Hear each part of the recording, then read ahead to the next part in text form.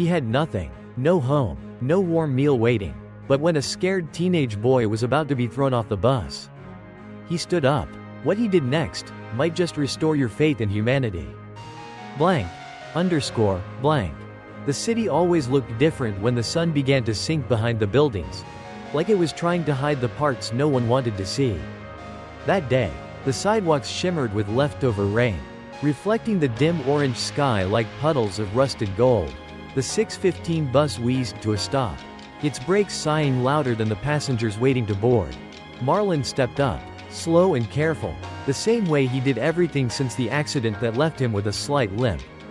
At 58, he carried years like bricks, quiet, heavy, unspoken. His coat was too thin for the weather, and the soles of his shoes flapped slightly at the toes. He didn't mind. What he minded was the way people looked away when they saw him coming. He gave the driver a polite nod, no response, then made his way to the back of the bus. As he always did, that unspoken rule still hung in the air like a ghost from 60 years ago. Don't sit up front if you don't look like you belong. The seat he took was warm. Someone had just left it. That tiny, meaningless detail comforted him. It reminded him he wasn't invisible, not completely. He worked the early morning shift at a meatpacking facility, bones and blood. No windows, no breaks unless you bled. Then cleaned toilets at a diner 3 blocks from the station. 2 jobs, just enough to keep the lights on in the tiny basement room he rented in someone else's home. He'd had dreams once, but that was another life, back when he thought being smart and kind would get him somewhere. Out the window, he saw kids running through a broken hydrant. Their laughter carried over the hum of traffic like a forgotten melody. Marlon smiled, the kind of smile that doesn't reach the eyes, but tries anyway. Then the bus jerked forward, and a voice near the front shouted something about the smell. God, can't they wash before they ride with other people? A few passengers chuckled. No one turned around, they didn't have to. Marlon knew. He looked down at his hands. Calloused, cracked, still stained from work, and just for a moment, he wondered what it would feel like to walk onto a bus, sit wherever he liked, and not feel like an apology. Blank. Underscore, blank. The next stop was downtown, the heart of the city where the buildings grew taller and the people dressed cleaner. Marlon rarely looked out the window here. Too many reflections reminded him of everything he wasn't. A young couple boarded, both in tailored clothes, fresh out of some shiny office. The man wore a watch that looked like it could pay Marlon's rent for a year. The woman held a coffee she hadn't touched but insisted on carrying, more as a symbol than a drink. They moved past him, wrinkling their noses. Marlon didn't flinch. He was used to that. The part that stung wasn't their glance, it was the way they looked through him. Like he was a smudge on the glass. Further down the aisle, a child asked his mother, "Why does that man smell like that?" The woman didn't answer, just pulled her child closer and shifted them 2 rows forward. Marlon stared at the floor. His hands clenched now, fingers twitching from the silent humiliation. He hadn't had time to shower between jobs. Some days, just getting on the bus felt like an act of resistance, like daring the world to acknowledge he was still here. And then came the teenage boys. Loud, laughing, swinging backpacks like they owned the air. One of them pointed and whispered something to the others. Marlon caught the word, hobo, and a slur that hadn't been said to his face in years. He wanted to stand, to say something, but the weight of survival, of decades spent swallowing pride, held him down like gravity. So he looked out again, not to see the city, but to hide from it. Behind the glass, a billboard loomed, an ad for a luxury condo tower with the words, "You deserve more." And Marlon, in that moment, wasn't sure if it was a promise, or a reminder. Blank. Underscore, blank. The bus slowed near the medical center. Several people stood to exit. Marlon didn't move.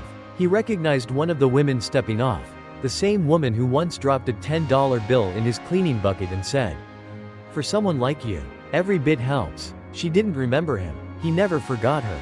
The bus doors hissed shut. They were moving again. Marlon's eyes drifted to the reflection in the glass, not the city. Not the crowd, just him. A man with a tired face, crooked shoulders, and no one waiting at home. That's when he saw the boy. Not older than 16, standing near the front, gripping the metal bar like it was the only thing anchoring him. His hoodie was torn, his shoes too small, his hands shaking, his eyes searching. Nobody saw him, not really. They saw the space he occupied. A blur between stops. Then the driver barked. "You paying or what?" The boy stammered. I left my wallet at. I just need to get to the shelter." "Not my problem," the driver snapped. Off the bus. The boy didn't move, just held that pole tighter. Like letting go would make him disappear. No one spoke. No one looked. Silence screamed. And Marlon, the man who spent decades invisible, stood up. His voice cracked. Not from weakness, but from the weight of everything he'd ever swallowed. "I got him." He walked forward, reached into his coat, and pulled out a wrinkled dollar bill and a few coins. That was his dinner. Maybe tomorrow's too. He handed it to the driver, who rolled his eyes and muttered, "Not charity hour."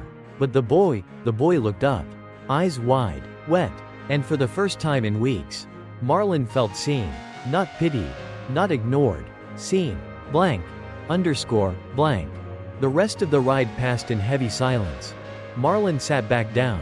The boy stayed standing, still gripping that pole, but now, he wasn't alone. People glanced at Marlon, some with guilt, others with something like respect. The bus neared the shelter stop. The boy hesitated. Then, quietly, he walked over to Marlon. Barely above a whisper. "Thank you, sir." Marlon nodded. Didn't smile. Didn't need to. When the boy stepped off the bus, he turned back, and for a moment, time slowed. Their eyes met. In that glance, 1,000 silent stories passed between them, of nights with no roof, of days with no dignity, of the simple power of being noticed. And then, he was gone. The bus moved on. Outside, the city looked the same, loud, fast, indifferent, but something in Marlon had shifted. Something small, but real. A reminder that even if the world keeps trying to erase you, kindness redraws the outline. He would eat less tonight. Maybe sleep a little colder. But for once, it wasn't about him. Sometimes, dignity costs more than comfort. And sometimes, the poorest man on the bus is the richest in soul. Blank. Underscore, blank. What would you do in this situation? Have you ever seen something like this happen? Let us know in the comments and share this story if it moved you.